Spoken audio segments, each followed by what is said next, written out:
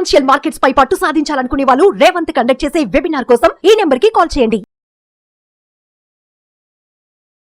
నమస్తే, welcome to Suman TV. నేను Willey Chakradhar. ఇవాళ ప్రాఫిట్ బుకింగ్ టైం వచ్చేసిందండి. చాలామంది అడుగుతున్నారు ప్రాఫిట్ బుకింగ్ చేసుకోవచ్చా మేము అని. ఎస్, ఇది ప్రాఫిట్ బుకింగ్ చేసుకునే టైం వచ్చింది. ఇప్పుడు చూడండి, చాలామంది టెన్షన్ పడుతున్నారు. చూస్తుండగా దగ్గర మనం 2 years నుంచి మంచి ర్యాలీ వచ్చింది మార్కెట్లో. ఒక్కొక్క దగ్గర 50 lakhs, 60 lakhs, 1 crore కూడా వెల్త్ క్రియేట్ అయింది. ఇలా 1 crore వెల్త్ క్రియేట్ అయిన టైంలో మనం ఎలాంటి పరిస్థితిలో మనం కనుక ప్రాఫిట్ బుక్ చేసుకొని బయటికి రావాలా లేదా కంటిన్యూ అవ్వాలా అనేది క్వశ్చన్. ఇప్పుడు చూడండి, గణనీయంగా మార్కెట్లో ఎప్పుడైతే స్టేబుల్గా పెరుగుతూ వచ్చిందో ప్రతి ఒక్క రోజు కూడా వాళ్ళకి నిద్రపోయే టైంలో రేపొద్దున ఏమవుతుంది మార్కెట్ పరిస్థితి, మన యావరేజ్లు అలాగే ఉంటాయా లేదా తగ్గుతుందా అని భయంతో ఉన్నారు. ఇట్లాంటి టైంలో మనం కనుక ప్రాఫిట్ బుకింగ్ చేసుకుంటే ఎక్కడ ఇన్వెస్ట్ చేయాలి? ఇప్పుడు చూడండి, మన దగ్గర కనుక 50 lakhs and above fund accumulate అయింది అంటే మాత్రం దాన్ని మనం పిఎంఎస్లోకి స్విచ్ చేసుకోవచ్చు. పిఎంఎస్లో కూడా మన మార్కెటే కదా, అది కూడా రిస్కే కదా అనుకుంటారు. చూడండి, పిఎంఎస్లో మనం 50 lakhs ఒకసారి పెట్టాం. ఇలా మీరు ఆల్రెడీ ఇన్వెస్ట్ చేసిన 25 lakhs మ్యూచువల్ ఫండ్స్లో కావచ్చు, దానికి ఇంట్రెస్ట్గా యాడ్ అయిన 25 lakhs కావచ్చు, రెండు కలిపి 50 lakhs అయింది అనుకోండి. ఇవాళ ఆ 50 lakhsని పిఎంఎస్లో ఏం చేస్తారంటే ముందు లిక్విడ్ ఫండ్లో పెడతారు. లిక్విడ్ ఫండ్లో పెట్టి అక్కడి నుంచి ఎవ్రీ మంత్ 10 lakhsగా మనకి 5 timesలో దాన్ని ఇన్వెస్ట్మెంట్ చేయడం జరుగుతుంది. లేదా 5 lakhs లా కూడా ఇన్వెస్ట్మెంట్ చేస్తారు. సో కాబట్టి చూడండి, ఒక్క లిక్విడ్ ఫండ్లో పెట్టడం వల్ల ఏమవుతుందంటే రాబోయే 10 నెలల్లో మాత్రం మార్కెట్లో ఏమాత్రం వాలటాలిటీ ఉన్నా కూడా ఆ ప్రతి ఒక్క వాలటాలిటీలో కూడా మనం ప్రాపర్గా కొంటూ ఉంటాం కాబట్టి మనకి స్టేబుల్గా రిటర్న్ అయితే వస్తుంది. ఇలా భయపడాల్సిన పని ఉండదు. ఒకవేళ మార్కెట్ కొంచెం డాషిక్ ఫాల్ వచ్చినా కూడా టెన్షన్ పడాల్సిన అవసరం ఉండదు.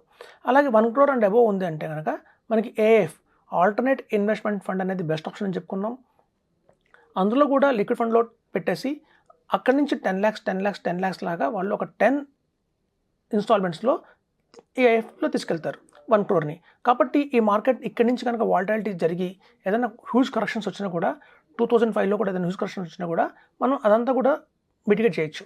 చూడండి, మనకి ఏఎఫ్ ఆల్టర్నేట్ ఇన్వెస్ట్మెంట్ ఫండ్లో ఇంకొక మంచి ఆప్షన్ ఏంటంటే మొత్తం అమౌంట్ వన్స్ ఇయర్ ఒకసారి ఇవ్వక్కర్లేదు.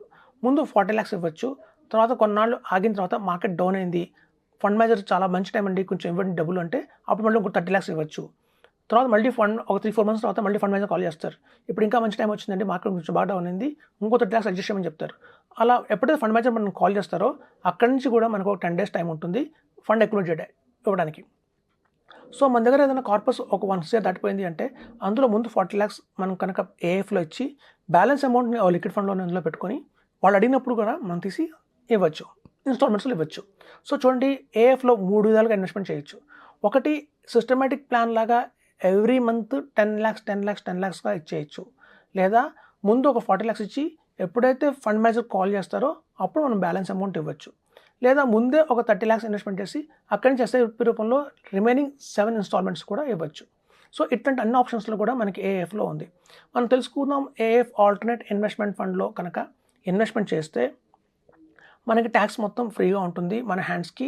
రేపొద్దున ఫ్యూచర్లో అది 30% రిటర్న్ ఇవ్వచ్చు, 40% రిటర్న్ ఇవ్వచ్చు. అలా వచ్చిన రిటర్న్ అంతా కూడా ట్యాక్స్ ఫ్రీగా ఉంటుంది. అందులో 20% మాత్రం వాళ్ళు అన్లిస్టెడ్ స్టాక్స్లో ఇన్వెస్ట్ చేస్తారు. ఇక చూడండి, మార్కెట్లో మనం ఎందుకు భయపడుతున్నామంటే మన స్టాక్స్ అన్నీ కూడా లిస్ట్ అయినాయి కాబట్టి ఎవరైనా దాన్ని అమ్మినా దాన్ని కొన్నా దాని ఇంపాక్ట్ అయితే అప్ అండ్ డౌన్స్ ఉంటాయి. కానీ అన్లిస్టెడ్ స్టాక్స్లో ఎలా ఉంటుందంటే ఆ ప్రైసెస్ని చాలామంది కూడా కొనరు, అమ్మరు, అలా ఎక్కువ జరగదు. కాబట్టి ఈ వాలటాలిటీకి అది ఇంపాక్ట్ చాలా తక్కువ ఉంటుంది.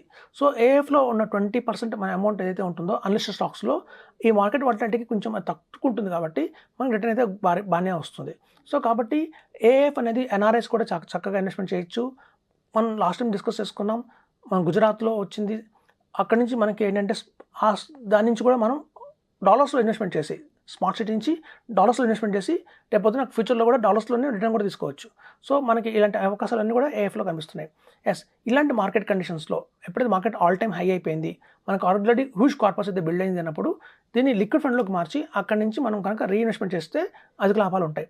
అయితే మనం మ్యూచువల్ ఫండ్స్లోనే మళ్ళీ రీఇన్వెస్ట్మెంట్ చేయకుండా పిఎంఎస్లో కానివ్వండి, అలాగే ఏఎఫ్లో కానివ్వండి మనం కనుక చేస్తే ఒక నెక్స్ట్ లెవెల్కి వెళ్ళిన వాళ్ళు ఉంటాం. చూడండి, చెప్తున్నాం మనం స్టార్టింగ్లో కూడా మ్యూచువల్ ఫండ్స్ అనేది ఓన్లీ ఒక మిడిల్ క్లాస్ వాళ్ళ కోసం, ఒక గోల్ ఓరియంటెడ్ ఇన్వెస్ట్మెంట్ కోసం, ఒక ఎస్ఐపి లాగా చేసుకోవడం వాళ్ళ కోసమే మాత్రమే. ఎప్పుడైతే మనం కార్పస్ కనుక నెక్స్ట్ లెవెల్కి వెళ్ళింది, ఒక 50 lakhs దాటింది అంటే మాత్రం మనకి బెస్ట్ ఆఫ్ ద బెస్ట్గా మనకి పిఎంఎస్ కానీ ఏఎఫ్ కానీ అందుబాటులో ఉన్నాయి.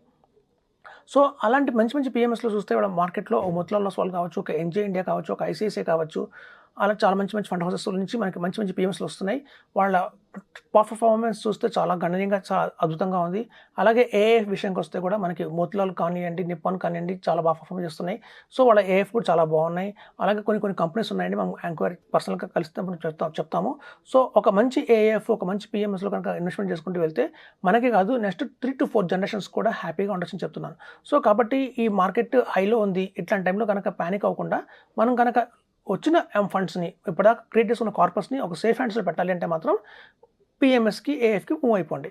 సో ఇప్పుడు చూడండి, మనం కనుక అదే మ్యూచువల్ ఫండ్స్లో ఎస్ఐపిలో ఎంటర్ అవుతూ చేసుకుంటూ వెళ్తే ఏమవుతుందంటే, ఇప్పటిదాకా చూడండి కొన్ని ఫండ్స్ పర్ఫామ్ చేసాయి.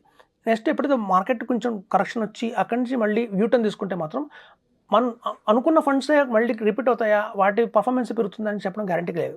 సో కాబట్టి ఏంటంటే మనం ఇట్లాంటి ఆల్టర్నేట్లో తీసుకుంటే స్టాక్స్ పిఎంఎస్లో స్టాక్స్ ఉంటాయి కాబట్టి ఫండ్ మేనేజర్స్ కనుక నెక్స్ట్ ఫాల్ అయిన తర్వాత మళ్ళీ రైజ్ అయ్యే మార్కెట్లో ఎట్లాంటి స్టాక్స్ అయితే పర్ఫామ్ చేస్తాయో వాళ్ళు అట్లాంటి స్టాక్స్ కొనే అవకాశం చాలా ఎక్కువ ఉంటుంది. కాబట్టి వాళ్ళు ఫండమెంటల్ అనాలిసిస్ ఇలా టెక్నికల్ అనాలిసిస్ త్వరగా చేస్తారు కాబట్టి రిటర్న్స్ ఎక్కువ వచ్చే అవకాశం అయితే చాలా ఉంటుంది. సో మనం చెప్పేది ఏంటంటే, మార్కెట్ పోర్ట్ఫోలియో చూసుకోండి, మార్కెట్ చాలా హైలో ఉంది, ఇప్పుడు కనుక ప్రాఫిట్ బుక్ చేసుకుందామంటే మాత్రం ఇలాంటి ఆల్టర్నేట్స్ తీసుకోమని చెప్తున్నాను. Thank you.